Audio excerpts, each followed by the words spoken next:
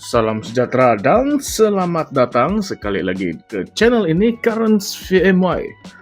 Tahukah kamu kawan-kawan, Kerajaan Sabah di bawah pimpinan Gabungan Rakyat Sabah Pakatan Harapan ataupun GRSPH sering menekankan bahwa mereka adalah kerajaan yang peduli rakyat.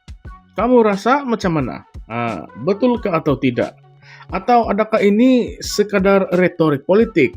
Nah, pada video kali ini kita akan bincang segala inisiatif yang mereka sudah pun buat, bantuan yang telah diberikan, dan yang paling penting, adakah semua ini cukup untuk mengubah nasib rakyat Sabah? Mari kita kupas satu persatu di dalam video kali ini.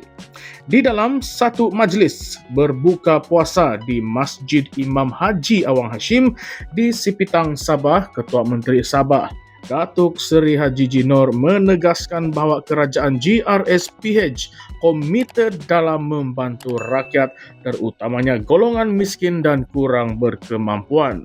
Katanya, walaupun fokus utama kerajaan adalah pembangunan ekonomi, usaha membantu rakyat yang susah tidak pernah diabaikan.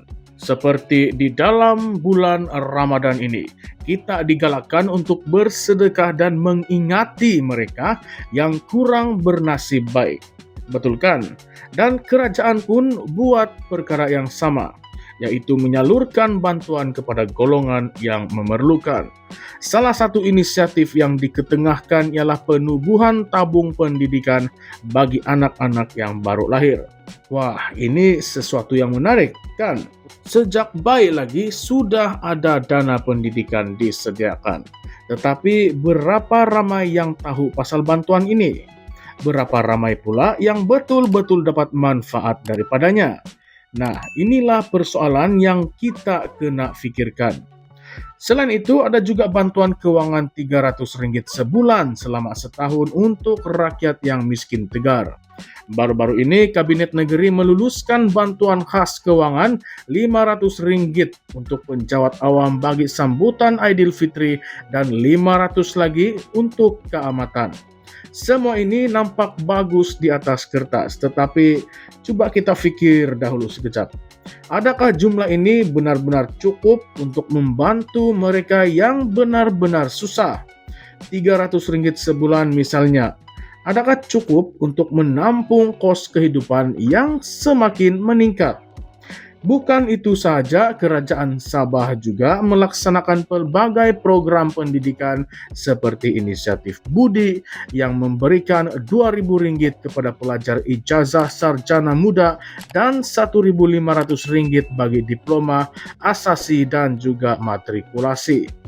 Bakti pula memberikan RM200 kepada pelajar yang menduduki peperiksaan utama seperti SPM dan juga STPM. Tidak lupa juga dengan bantuan RM2.000 kepada PIBG sekolah serta program Balkis yang membolehkan sekolah memohon dana RM50.000 untuk pembaikan kecil. Semua ini kedengaran sangatlah hebat.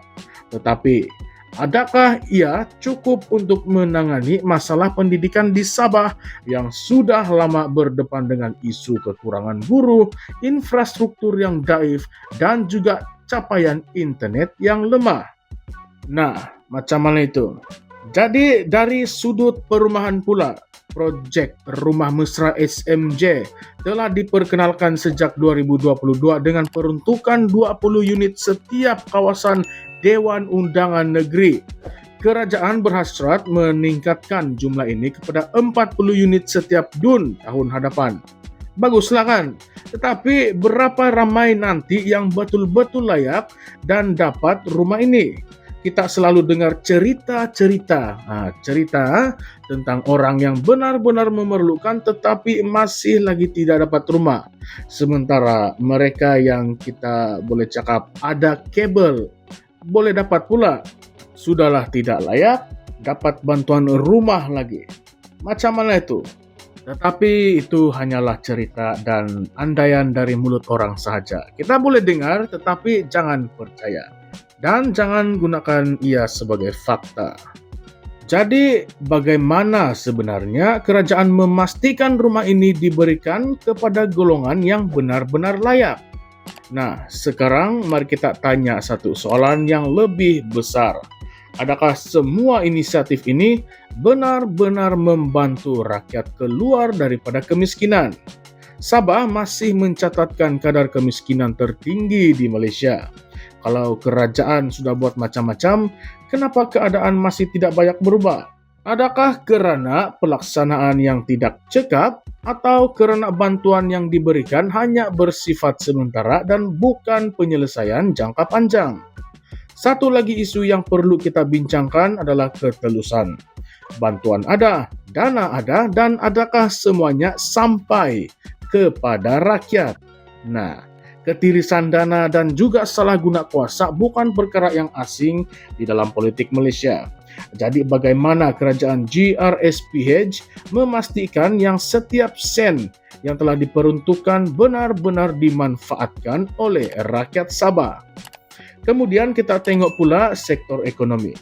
Kerajaan Sabah bangga dengan pembangunan di Taman Perindustrian Minyak dan Gas Sipitang iaitu SOGIP, serta usaha-usaha untuk menarik pelabur asing.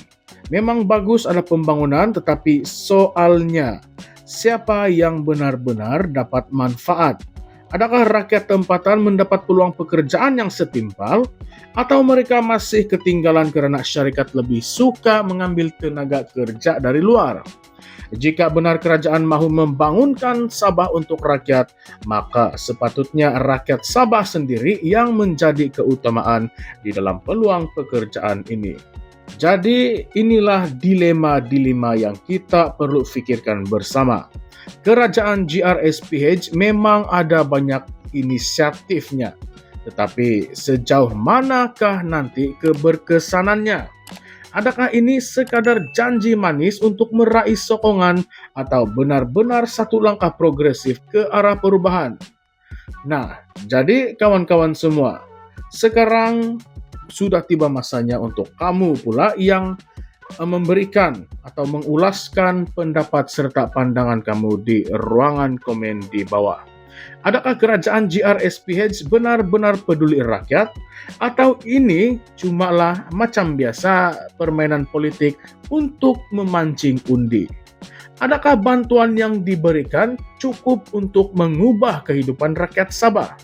Nah, jadi drop komen kamu dan jangan lupa untuk share video ini supaya lebih ramai yang boleh menyertai perbincangan kita.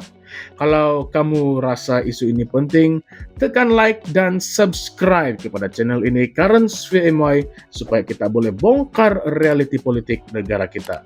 Sampai jumpa lagi di dalam video seterusnya. Stay informed, stay critical. Currents VMY signing out. Terima kasih semua.